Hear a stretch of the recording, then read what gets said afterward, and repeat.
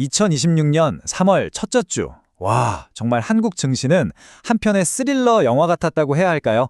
시작부터 끝까지 정말 한치 앞을 내다볼 수가 없었는데요. 대체 그 일주일 동안 무슨 일이 있었던 건지 오늘 이 혼돈의 시장, 저와 함께 제대로 한번 파헤쳐 보겠습니다. 네, 2026년 3월 첫째 주를 딱 한마디로 정의하자면 바로 이거죠. 롤러코스터 장세. 말 그대로 투자자들의 심장을 그냥 들었다 놨다 했던 엄청난 변동성이 시장 전체를 아주 그냥 확 덮쳤습니다. 자, 그럼 이 롤러코스터의 흐름 한번 제대로 따라가 볼까요? 우선 시장이 얼마나 격렬하게 흔들렸는지부터 시작해서요. 그 뒤에 숨어있던 세 가지 큰 리스크는 뭐였는지, 그리고 정말 거짓말처럼 나타난 그 반전 드라마와 주인공들은 누구였는지, 마지막으론 이 모든 걸 바탕으로 우리가 앞으로 어떤 전략을 짜야 할지까지 차근차근 짚어보겠습니다. 네, 첫 번째 섹션입니다. 도대체 얼마나 변동성이 심했길래 롤러코스터라는 말이 나왔는지 그 격동의 시장 상황부터 한번 들여다보겠습니다. 시장이 얼마나 불안정했는지를 보여주는 가장 확실한 증거가 바로 이 사이드카가 여러 번 발동됐다는 겁니다.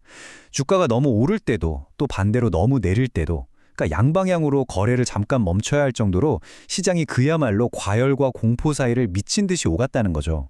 이 사이드카라는 게 뭐냐면요. 쉽게 말해서 시장의 비상 브레이크라고 생각하시면 돼요. 너무 뜨거워지거나 갑자기 공포에 질리면 워워 잠깐 진정해 하면서 5분간 거래를 멈추는 건데, 중요한 건 이번 주에는 주가가 오를 때도 내릴 때도 이 브레이크가 다 걸렸다는 거예요. 이게 바로 시장이 얼마나 혼란스러웠는지를 단적으로 보여주는 거죠. 아니, 그렇다면 대체 무엇이 시장을 이렇게까지 거칠게 흔들었던 걸까요? 그 원인을 파고 들어가 보면 세 가지의 거대한 리스크가 마치 퍼펙트 스톰처럼 동시에 덮쳤기 때문입니다. 그 세 가지가 뭐냐면, 첫째는 중동, 특히 이란을 둘러싼 지정학적 긴장감이었고요. 둘째는 우리 시장 내부의 문제, 바로 사상 최고치를 찍은 투자자들의 빚 문제.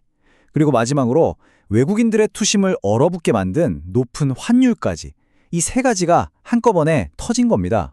특히 이 내부 리스크. 그러니까 빚투 규모가 정말 심각했습니다.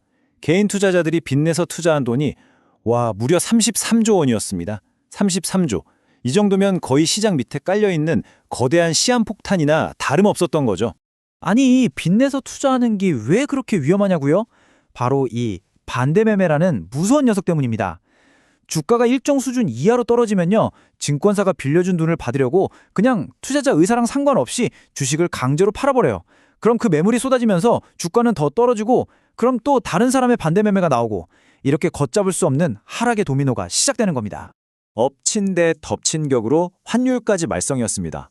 원달러 환율이 1,480원대까지 치솟으니까 외국인 투자자들 입장에선 어떨까요?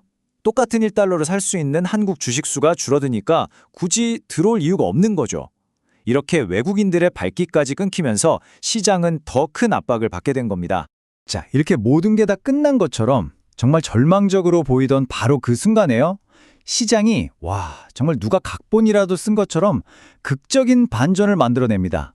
단 이틀 만에 모든 걸 뒤집어버리는 그야말로 기적 같은 V자 반등이 터져 나온 거죠. 이번 주 시장은 정말이지 두 얼굴을 가졌다고 할 수 있습니다. 주 초반 월화수에는 공포에 질려서 정말 끝도 없이 추락할 것만 같았거든요.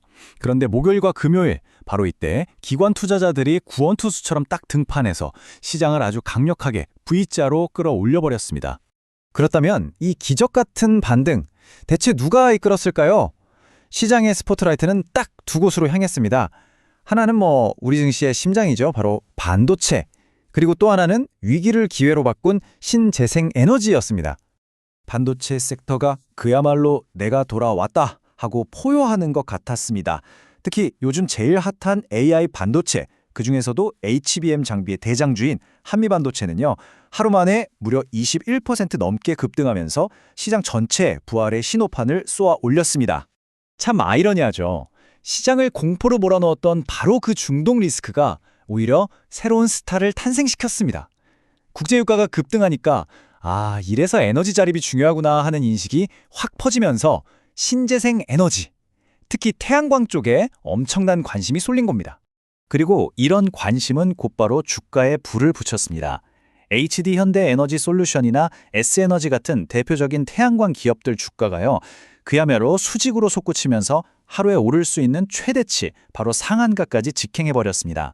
자, 이 표를 보시면 이번 반등의 주인공들이 누군지 한눈에 딱 들어오죠.